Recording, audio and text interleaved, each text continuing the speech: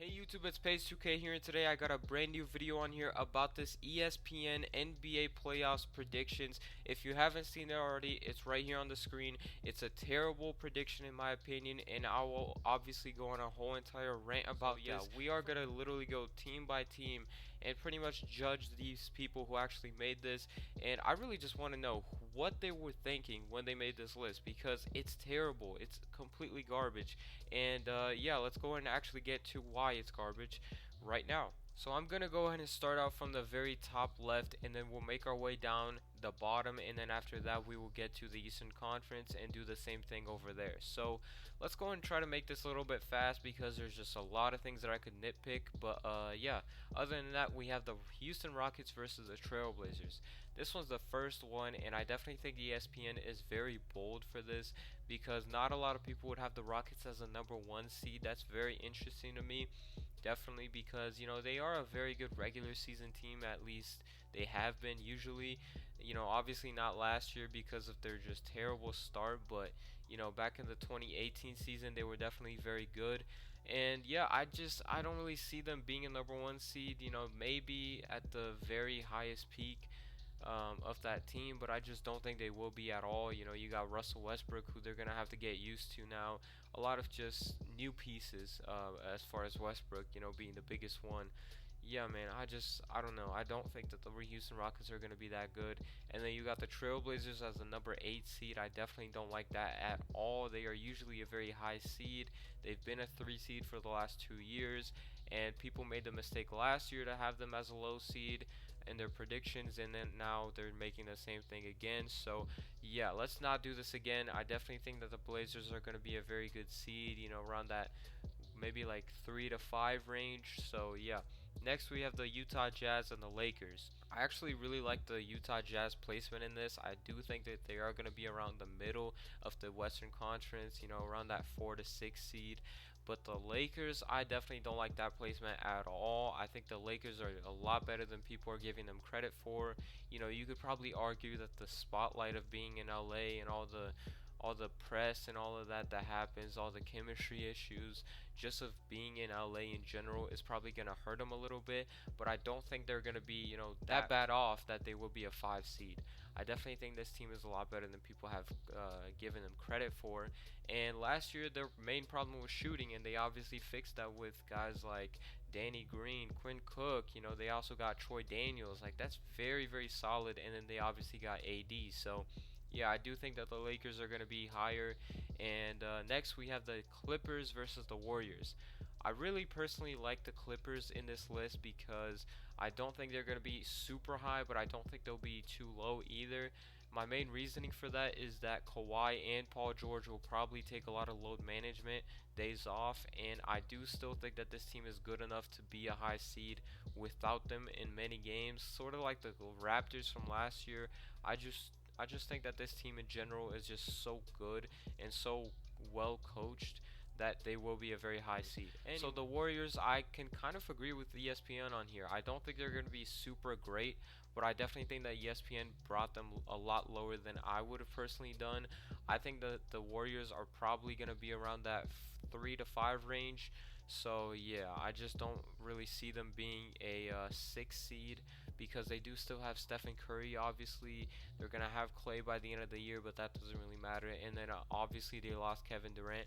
But I do think that Stephen Curry is going to just go off next season. I think he might even be the MVP of the season.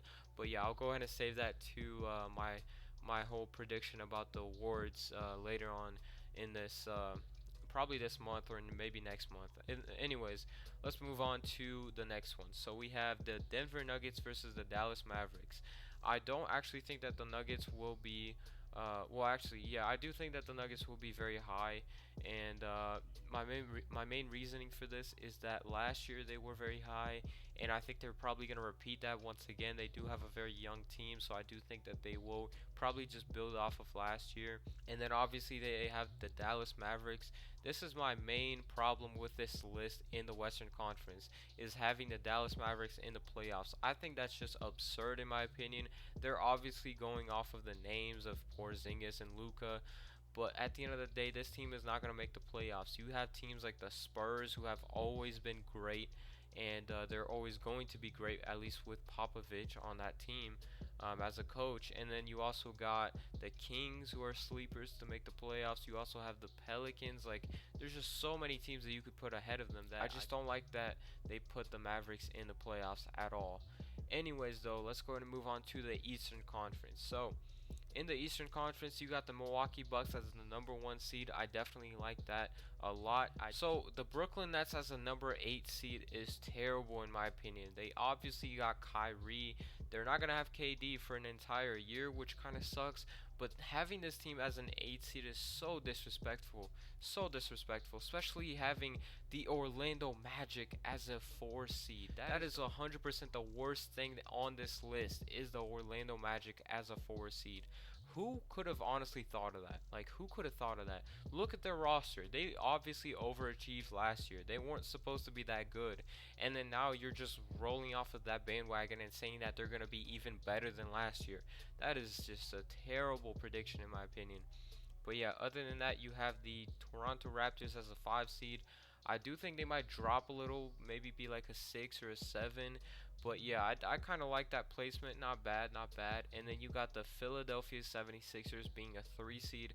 I can definitely agree to that. Me personally, I would have them as a 2 seed. But yeah, that's reasonable. And then you have the Miami Heat as a 6 seed. I definitely like this placement. A lot of people are just going off a limb and just saying that the Heat are going to be terrible. Well, not terrible, but being a very, very low seed or just not even making the playoffs. But they have Jimmy Butler and Tyler Hero, who's been a very good rookie so far in the summer league and all that. So yeah, I think this team is definitely going to be a lot better than people give them credit for. And then you have the Celtics as a 2 seed. Once again, I would just kind of interchange that with the 76ers and make them a 3 seed. But yeah, you have the Pacers as a 7 seed. Now, this is the part of the rant that I'm going to go off because I'm a Pacers fan and they have us as a 7 seed. That is so disrespectful, and I'm gonna go ahead and get into why right here, right now. So really, just think about this real quick. The East got a lot weaker with Kawhi leaving, and that's obvious. That is completely obvious. The Western Conference got a lot stronger this year, and we all know that. So we were a 5 seed last year. We were a 5 seed last year with half of the year Oladipo being out, and we all know about this. And I would argue that we have gotten a lot better this year than last year. A lot better. We have Malcolm Brogdon, we have Jeremy Lamb, we have TJ Warren, all these great offensive players, and we already have Miles Turner. We're going to have Victor Oladipo for the second half of the year. All these great players that we have added, and ESPN has the nerve to put us as a 7 seed. A 7 seed. You have us lower than last year when we're a better team and the conference got weaker. That makes no sense whatsoever. I do have us as a 4 seed, and maybe we'll make a 5 seed once again. But having us as a 7 seed is so disrespectful. I hate that. I really do. And that's my main reason for even making this video right here. Yeah, I just hate that. ESPN, you guys need to either fire this guy or get a new crew or whatever. However you did this, the voting, whatever, I don't care. Do something better because this is a terrible prediction. And yeah, that's my main reason right there. Other than that, make sure you go ahead and subscribe and like the video if you actually enjoyed it, and also comment down below what you think about this as well. But yeah, other than that, I'll go ahead and get on my way, and I'll see y'all boys out.